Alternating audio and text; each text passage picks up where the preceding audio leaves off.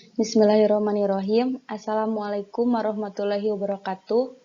Berikut saya akan mempresentasikan makalah saya yang berjudul Intervensi Gizi Spesifik sebagai Upaya Pemerintah dalam Penanggulangan Stunting Literatur Review oleh saya sendiri, Retna Wulansari, NPM C1914201169. Dalam kegiatan Webinar Nasional Pengurangan Risiko Bencana Fakultas Ilmu Kesehatan Universitas Muhammadiyah Tasikmalaya yang dilaksanakan pada tanggal 16 Januari tahun 2021. Latar belakang, kejadian balita pendek atau bisa disebut dengan stunting merupakan salah satu masalah gizi yang dialami oleh balita di dunia.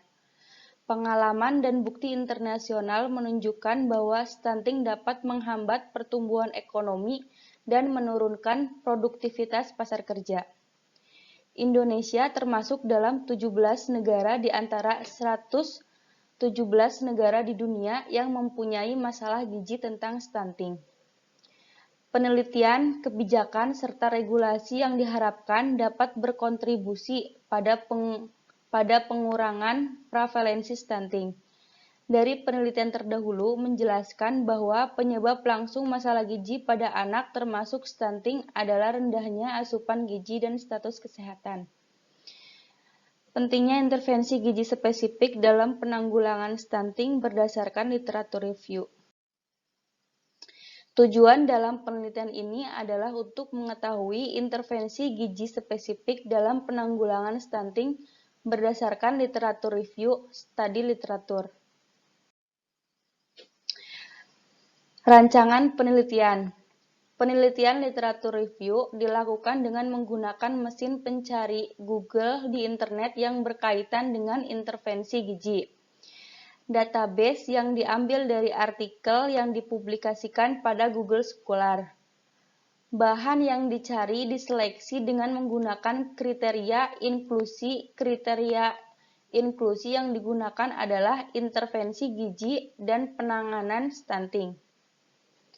Sumber yang digunakan hanya terfokus pada intervensi pemberian gizi spesifik pada anak dengan kejadian stunting. Populasi sampling dan sampel.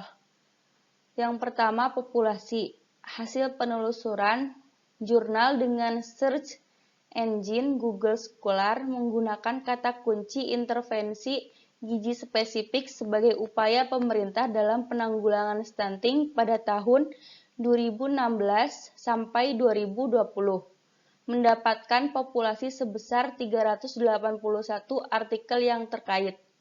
Yang kedua, sampling. Teknik sampling yang digunakan dalam pengambilan sampel dalam penelitian ini adalah purposive sampling. Yang ketiga, sampel. Dari hasil seleksi jurnal keseluruhan mendapatkan jumlah sampel sebanyak 10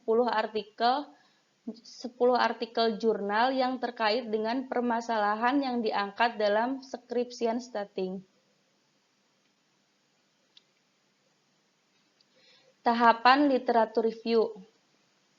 Tahapan identifikasi pendekatan intervensi gizi spesifik dalam menangani stunting dalam penelitian ini dilakukan dengan penggunaan literatur review. Screening. Kriteria inklusi yang digunakan dalam penelitian ini adalah jurnal kesehatan dengan kata kunci stunting, intervensi gizi, dan penanganan stunting. Penilaian kualitas. Kriteria eksklusi yang digunakan yakni jurnal penelitian dengan topik permasalahan tidak berhubungan dengan stunting serta jurnal penelitian yang terbitnya sebelum tahun 2016. Analisis data, PICOT atau PICOS dengan framework. Untuk selanjutnya, pembahasan.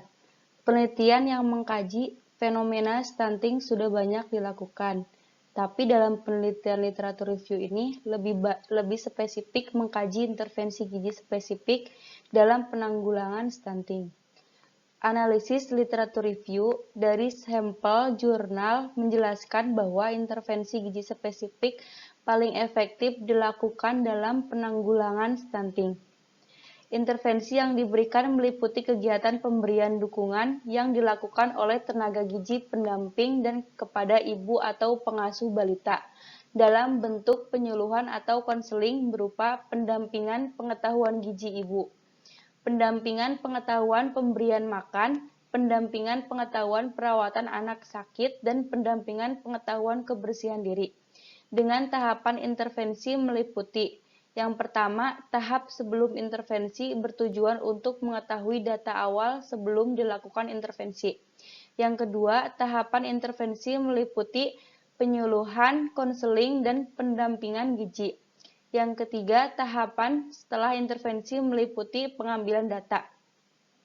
Nah, A. Selanjutnya, gizi indeks berat badan atau tinggi badan. B. Pengetahuan gizi ibu. C. Pengetahuan pemberian makan. D. Pengetahuan perawatan anak sakit. E. Pengetahuan kebersihan diri. Dan F. Data asupan makanan dengan metode roll call 2 kali 24 jam, minggu ketiga dan keempat. Hal ini efektif dibuktikan dengan hasil penelitian yang menunjukkan sebelum dan sesudah intervensi pendampingan gizi terjadi peningkatan skor pengetahuan gizi, pengetahuan pemberian makan, pengetahuan kebersihan diri.